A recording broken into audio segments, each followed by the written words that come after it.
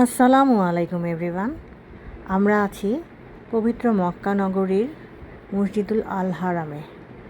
আজকের পর্বে আপনাদেরকে আমি নিয়ে যাচ্ছি মসজিদুল হারামের সবচেয়ে কাছে একটা সুপার শপে, যেখান থেকে আপনারা প্রয়োজনীয় বিভিন্ন জিনিস ন্যায্য মূল্যে কিনতে পারেন। আমরা আবু বকর টাওয়ারের নিচে এখানে একটা এটিএম বুথ আছে, এখান থেকে আমরা টাকা উঠিয়ে নিচ্ছি। আপনাদের যাদের ইন্টারন্যাশনাল ডেবিট বা ক্রেডিট কার্ড আছে তাহলে আপনারা সহজে এখান থেকে আপনারা ক্যাশ উঠাতে পারেন।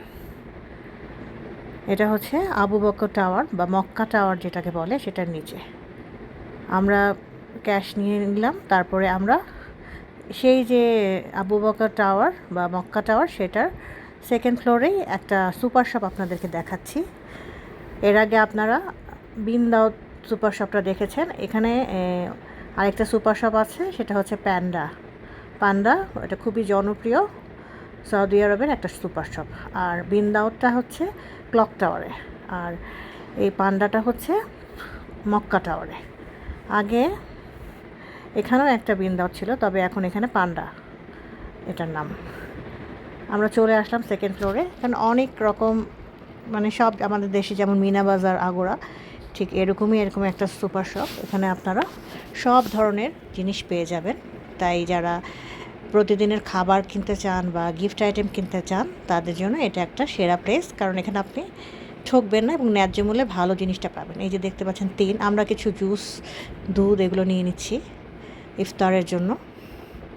আর এগুলো হচ্ছে খেজুরের চকলেট। আপনারা যারা চকলেট কিনতে চান তারা এখান থেকে কিনতে পারেন। এখানে ভালো কোয়ালিটির সব ধরনের চকলেট আছে, সৌদি আরবের তৈরি এবং বিভিন্ন দেশের। এবং সবচেয়ে ভালো কথা, এখানে সব আপনারা হালাল জিনিস পেয়ে যাবেন। বিশ্বের অন্যান্য জায়গায় কিন্তু সেটা সহজে পাবেন না। এই যে রুটিগুলো কিন্তু খুবই মজার। এখানে বিভিন্ন রকমের রুটি, তারপরে ডোনাটস, সব অনেকগুলো ফ্রেশ তৈরি বেকারি আইটেম পেয়ে যাবেন।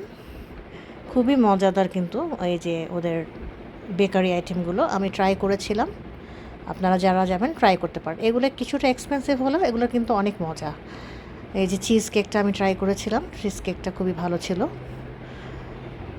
তারপরে এখানে ডোনাটগুলোও বেশ ভালো। আর এই যে ক্রোয়াসেন্টগুলো মজা। আর এই যে সিনাবানটাও কিন্তু আমার খুবই ভালো লাগে। আমি আমার পছন্দের জিনিসগুলো নিয়ে নিচ্ছি। আজকে আমরা ঘরেই সম্ভবত ইফতার করব, কারণ একসাথে ইফতার করা হয়নি। তাই আমরা নামাজ পড়ে ঘরে ইফতার করব, তাই আমরা সব কিছু নিয়ে নিচ্ছিলাম যা যা প্রয়োজন। এই যে এখানে অনেক ধরনের চকলেট, চিপস এগুলো আপনারা পেয়ে যাবেন। যারা বাচ্চাদের জন্য নিতে চাচ্ছেন এখান থেকে নিতে পারেন। অল্প পরিমাণে যদি নিতে চান তাহলে এখান থেকে আমার মনে হয় নেওয়াটাই ভালো প্রোডাক্টটা নেওয়াটাই ভালো। আর হোলসেল মার্কেটে গেলে আপনার অনেকগুলো কিনতে হবে। অনেক রকমের আইসক্রিম দেখে আমার খুবই খেতে ইচ্ছে করছিল, কিন্তু আমি এবার ঠিক করেছি কোনো আইসক্রিম খাবো না, কারণ আইসক্রিম খেলে আমার ঠান্ডা লেগে যাবে। এই যে মধু দেখতে পাচ্ছেন, একেবারে পিওর হানি কম সহ যে হানিগুলো এখানে আপনারা পেয়ে যাবেন। আর এছাড়া অনেক ব্র্যান্ডেড হানি এখানে আছে। এগুলো সবই মধু, এরকম জারেও আছে, কাচের জারেও আছে। যাই হোক, আমরা শপিং শেষ করে এখন আমরা হোটেলের দিকে চলে যাব।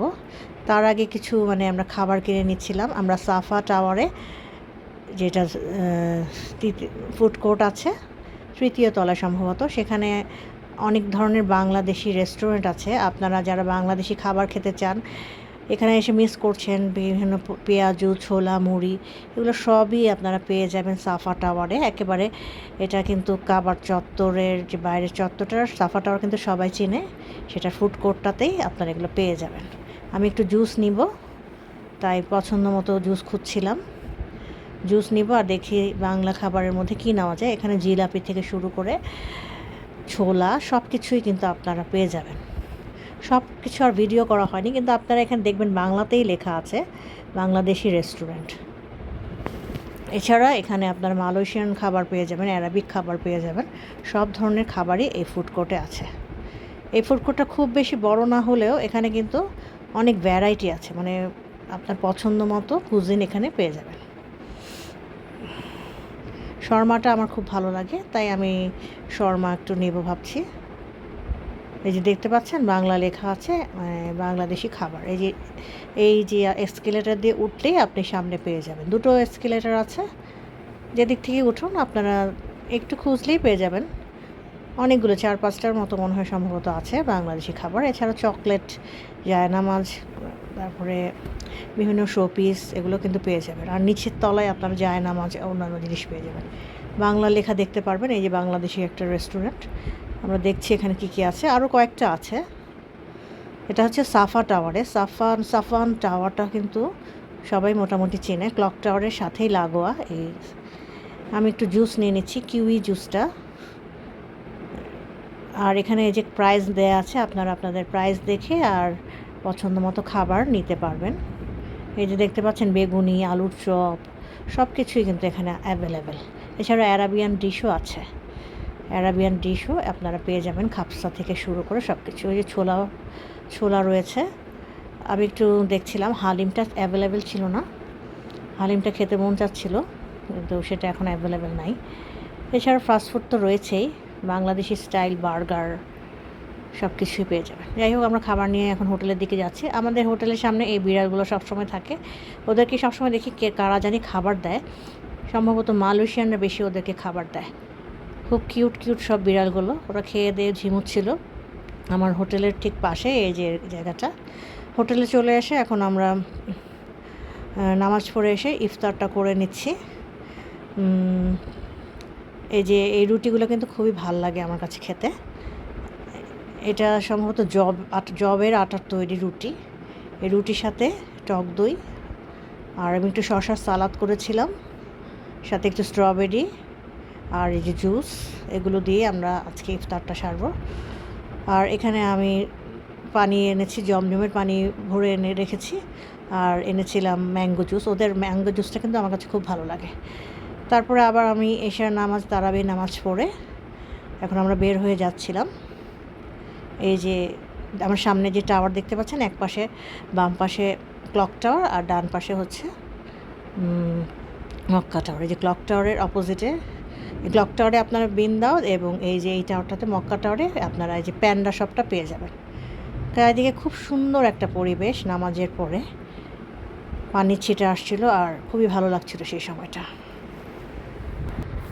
আজকে এই পর্যন্তই। আগামী পর্বে আপনারা দেখতে পারবেন আমাদের মক্কার জিয়ারা, আমরা কোথায় কোথায় গেলাম, আর তায়েফের কিছু অংশ থাকবে। আমরা তায়েফের যাত্রাটা আমি আপনাদের সাথে শেয়ার করব।